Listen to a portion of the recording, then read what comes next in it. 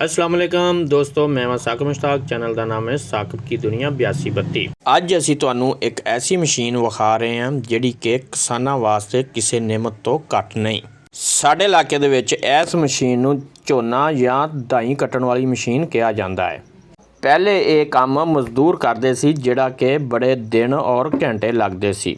ਜਦੀਦ machine ਦੇ ਨਾਲ 1 ਏਕੜ ਜਾਂ 1 ਕਿੱਲਾ ਤਕਰੀਬਨ 45 ਮਿੰਟ ਦੇ ਵਿੱਚ ਮਸ਼ੀਨ ਜਿਹੜੀ ਹੈ ਕੱਟ ਦਿੰਦੀ ਹੈ। ਕਿਸਾਨਾਂ ਭਾਈਆਂ ਵਾਸਤੇ ਬਹੁਤ ਆਸਾਨੀ ਹੋ ਗਈ ਹੈ ਇਸ ਮਸ਼ੀਨ ਦੀ ਵਜ੍ਹਾ ਨਾਲ।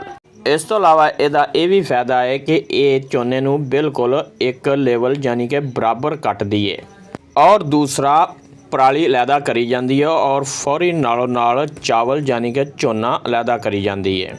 ਮਜ਼ਦੂਰਾਂ ਦੀ ਜਗ੍ਹਾ ਹੁਣ ਇਸ ਮਸ਼ੀਨ ਨੇ ਲੈ ਲਈ ਹੈ ਜਿਹੜਾ ਕਿ ਬਹੁਤ ਤੇਜ਼ੀ ਨਾਲ ਕੰਮ ਕਰਦੀ ਹੈ। ਇਹ ਜਦੀਦ ਮਸ਼ੀਨ ਦੇ ਅਗਲੀ ਸਾਈਡ ਤੇ ਬਲੇਡ ਲੱਗੇ ਹੋਏ ਨੇ ਜਿਹੜਾ ਕਿ ਚਾਵਲਾਂ ਦੇ ਪੌਦੇ ਨੂੰ ਕੱਟਦੇ ਆ ਔਰ ਇਸ ਤੋਂ ਬਾਅਦ ਚਾਵਲ ਜਾਂ ਝੋਨਾ ਅਲੱਗਾ ਕਰ ਦਿੰਦੇ ਆ ਔਰ ਪਰਾਲੀ ਅਲੱਗਾ। ਦੋਸਤੋ ਇਹਦੇ ਇੱਕ ਸਾਈਡ ਤੇ ਇੱਕ ਝੋਨਾ ਜਮ੍ਹਾਂ ਕਰਨ ਵਾਸਤੇ ਭੜੋਲਾ ਬਣਿਆ ਹੋਇਆ ਜਿਹੜਾ ਕਿ ਬੜੀ ਆਸਾਨੀ ਨਾਲ ਕਿਸੇ ਟਰੈਲੀ ਜਾਂ ਕਿਸੇ ਜਗ੍ਹਾ ਵੀ ਖਾਲੀ ਕੀਤਾ ਜਾਂਦਾ ਹੈ। ਇਹ ਤੁਹਾਨੂੰ ਹੁਣ ਦਿਖਾਉਂਦੇ ਵੀ ਕਿਸ ਤਰ੍ਹਾਂ ਭੜੋਲਾ ਖਾਲੀ ਕੀਤਾ ਜਾਂਦਾ ਹੈ। ਇਹਦਾ ਜਿਹੜਾ ਭੜੋਲਾ ਹੁੰਦਾ ਤਕਰੀਬਨ 15 ਜਾਂ 17 ਮਣ ਦਾ ਹੁੰਦਾ ਹੈ। ਇਹ ਉਹਨੂੰ ਹੁਣ ਖਾਲੀ ਕਰ ਰਹੇ ਨੇ। ਇੱਕ ਪ੍ਰੈਸ਼ਰ ਨਾਲ ਖਾਲੀ ਕਰਦੇ ਆ ਤਾਂ ਕਿ ਵਿੱਚ ਮਿੱਟੀ ਘੱਟਾ ਜਿਹੜਾ ਬਿਲਕੁਲ ਧਾਈ ਜਾਂ ਝੋਨਾ ਸਾਫ਼ ਹੋ ਜਾਏ ਔਰ ਕਿਸਾਨ ਭਾਈਆਂ ਨੂੰ ਜ਼ਿਆਦਾ ਮਿਹਨਤ ਨਾ ਕਰਨੀ ਪਏ। ਪਹਿਲੇ ਸਾਡੇ ਕਿਸਾਨ ਭਾਈ ਸਾਰਾ ਦਿਨ ਧੁੱਪ ਦੇ ਵਿੱਚ ਪਸੀਨੋ ਪਸੀਨੀ ਹੋ ਜਾਂਦੇ ਸੀ, ਬੜੀ ਮਿਹਨਤ ਤੇ ਖਪਤ ਕਰਨੀ ਪੈਂਦੀ ਸੀ।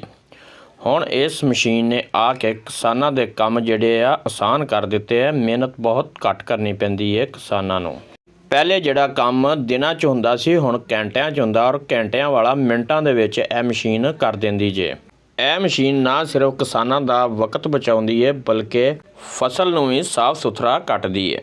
ਮੈਂ ਇਹ ਮਸ਼ੀਨ ਜ਼ਿੰਦਗੀ ਵਿੱਚ ਪਹਿਲੀ ਦਫਾ ਵੇਖੀ ਹੈ ਔਰ ਇਹ ਬੱਚਾ ਸਪੈਸ਼ਲ ਇਸ ਮਸ਼ੀਨ ਨੂੰ ਵੇਖਣ ਆਇਆ ਹੈ।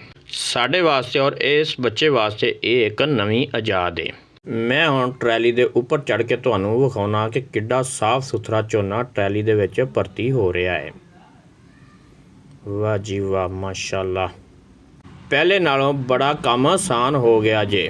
ਮਜ਼ਦੂਰ ਵਿਚਾਰੇ ਖੱਪ ਜਾਂਦੇ ਸੀ ਇਹ ਸਾਰਾ ਕੰਮ ਕਰਦੇ ਕਰਦੇ। ਜਿਸ ਮੇਰੇ ਭਾਈ ਨੇ ਇਹ ਮਸ਼ੀਨ ਪਹਿਲੇ ਨਹੀਂ ਵੇਖੀ ਉਹ ਕਮੈਂਟਸ ਦੇ ਵਿੱਚ ਲਾਜ਼ਮੀ ਦੱਸੇ ਔਰ ਜਿਨ੍ਹਾਂ ਨੇ ਵੇਖੀ ਹੋਈ ਹੈ ਉਹ ਵੀ ਲਾਜ਼ਮੀ ਦੱਸਣ। ਇੱਧਰ ਇੱਕ ਭਾਈ ਟਰੈਕਟਰ ਦੀ ਛੱਤ 'ਤੇ ਇਸ ਤਰ੍ਹਾਂ ਬੈਠੇ ਹੋਏ ਨੇ ਜਿਵੇਂ ਕਿ ਸਿਕਿਉਰਟੀ ਕੈਮਰਾ ਲਾਇਆ ਹੋਵੇ। ਹੱਸਦੇ ਰਹੋ, ਵਸਦੇ ਰਹੋ। ਮਿਲਦੇ ਹਾਂ ਅਗਲੀ ਵੀਡੀਓ 'ਚ। ਅੱਲਾ ਹਾਫਿਜ਼।